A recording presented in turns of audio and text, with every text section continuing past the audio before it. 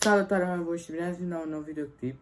Sunt eu, Mario Daniel, și astăzi o să facem un videoclip mai diferit. O să vă arăt o colecție de-a mea, mai exact colecția mea de marcare, care am strâns-o, cred că 2-3 ani, nu știu, nu am foarte multe, dar da. Da, hai să începem. Deci vreau să încep cu primele mele marcare care le-am avut. Sunt cele mai vechi. De 2 ani le-am. Touch 60 Pack. Deci brandul Touch. Sunt cu alcool. Majoritatea sunt cu alcool. Mai am cu acrilic și pe bază de apă. Da, adică sunt primele, au culori frumoase. Nu știu. Sunt chiar ok. Uscate, da. Le-am de foarte mult timp. Da, nici nu mai merg, da, pe să funcționeze. A?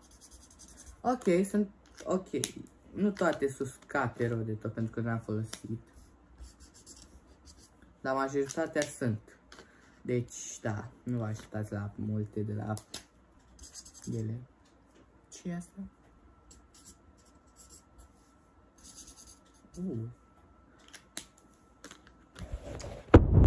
Stați puțin.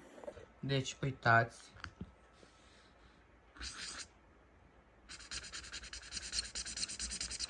Nu prea sunt chiar wow, dar sunt ok. Da, scuzați-mă. 1, 2, 3, 4, 5, 6, 7, 8, 9, 10, 11, 12, 16, 17, 18, 20. Deci, ne lipsesc 4. Da. Să vedem cum merg. Mă așteptam să fie uscate. Nu la fel de uscate ca astea, de la Touch. Tot de la Touch sunt și astea, dar...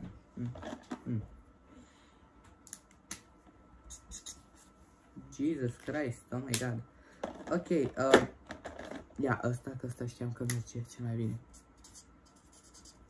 Bro, ce mi s-a întâmplat la marcare? Ca să vă arăt.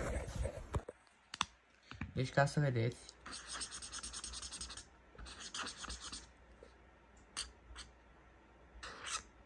Sunt extrem de uscate. Și da. Am dat... Nu știu cât am dat pe ele. Cât am dat pe tine, bro. Fabio, mai ții minte cât am dat pe astea? Mi se pare că... Nu, milion. Mi se pare că 80 de lei. 80 de lei, da, 80 de lei pe astea. Am uitat să vă spun de astea de la Touch cât am dat pe ele. Le-am primit cadou de Crăciun. Deci nu știu cât au costat. Dar pentru că le-am primit în străinătate, cred că în jur de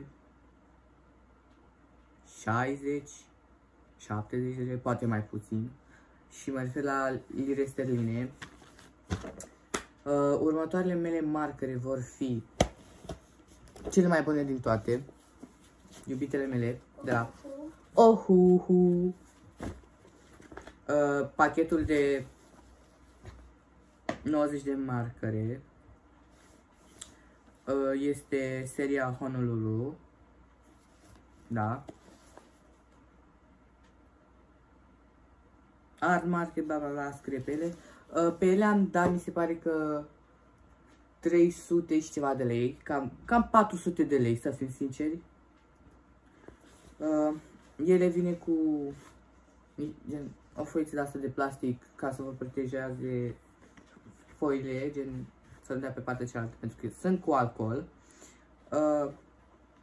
Acestea sunt diferite pentru că pare efectiv că sunt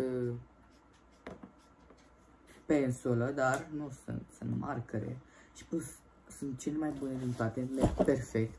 Și le am de câți ani le am pe astea? Un an. Ah, ba nu, scuzați-mă. Sau 2. Deci pe astea nu le am de 2-3 ani.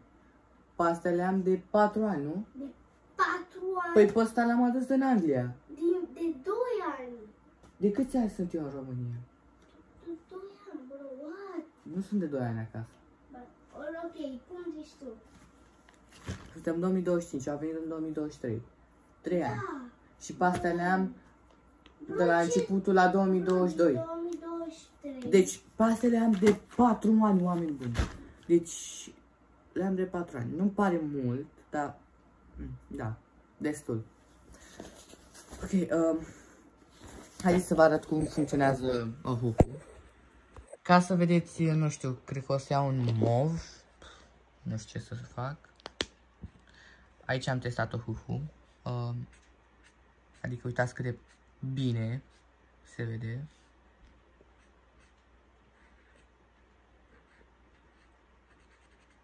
Și pentru că sunt cu alcool,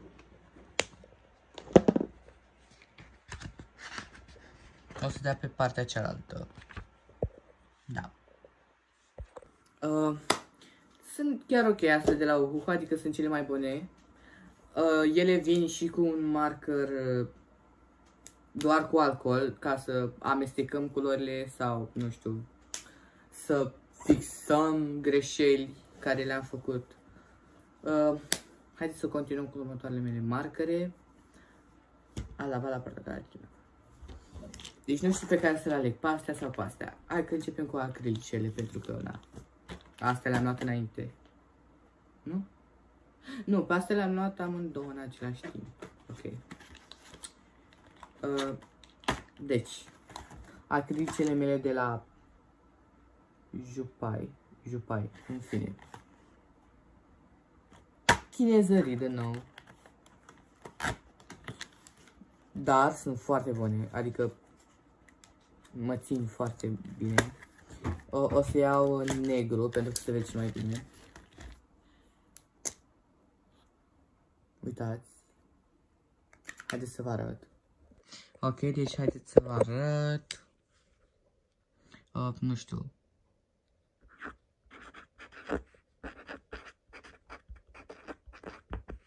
Bine, acum gen, ăsta e mai uscat așa, dar na.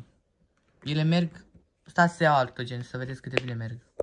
Ok, deci am luat aici verde. Pare albastru pe cameră, dar vă promit că e verde. Gen. Vedeți, se vede extrem de bine. Cum era așa.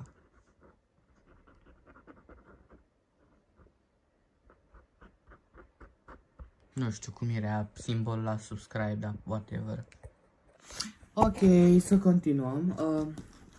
Pe astea am dat, se pare că 70 de lei. Nu 70, 80 de lei. Nu că am rupt ăla.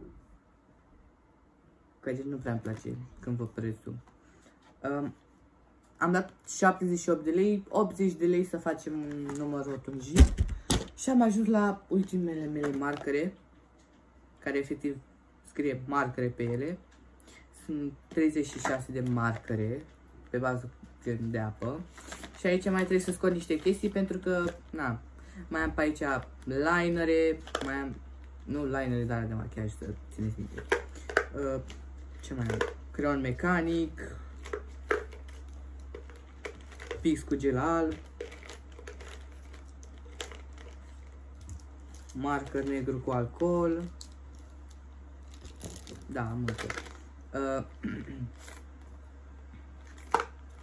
Astea sunt, merg extrem de bine, adică le folosesc aproape zilnic pe astea.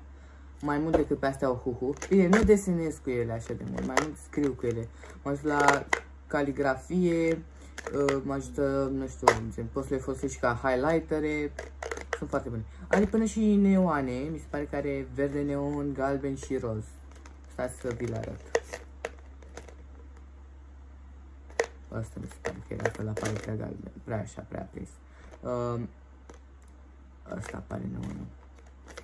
Nu știu. Gen, culorile nu par mereu așa. Astea 3. Vorbește frumos, please. Haideți să vă arăt cum merg. Ăsta e galben neon. Și gen, efectiv este destul de neon. Apoi îl avem pe roz neon. Din nou, destul de neon pentru mine. Nici nu prea folosesc rozul așa de mult. Și avem verde neon, ultima culoare. Bine. Ce-a pățit? Ce-a pățit verdele ăsta? Da, e extrem de bun. I mean, e nimic wow. Ok, deci mai am aici câteva, nu sunt marcare, dar gen sunt linere care le folosesc zilnic. Am niște linere de la Fordraw, mai exact 3 de la ei. Am 0.2, 0.7 și B, care B înseamnă gen brush, efectiv, uitați. Stați așa că nu prea se focusează. Da, ok, nu prea puteți să vedeți. Mai am un liner de la Micron Pen. Este gen pixel de la ei, dar eu folosesc ca gen liner, pentru că este efectiv liner în formă de pix.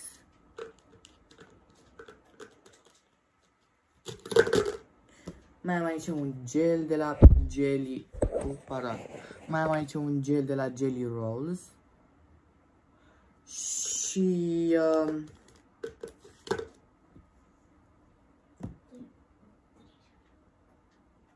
mai am efectiv creionul acesta mecanic care e de la Faber-Castell, da. Și pe asta îl folosesc destul de des când desenez.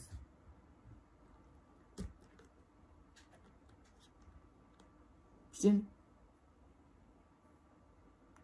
Central Pen, I don't know. Permanent. Deci marker permanent cu alcool. Oh, wow. Negru. Nu prea l-am mai folosit de mult, n-am mai desenat în ultima vreme. Dacă vreți să vedeți un video cu mine desenând, lăsați-mi un comentariu mai jos și dați-mi sugestii de desene, de, nu știu, ilustrații, I don't know. Da. Așa. Cam atât cu acest episod pentru astăzi. Ne vedem data viitoare. Ce mai vreau să vă spun este să dați like și subscribe la mine și la Arant Fabio YT. Pa, pa!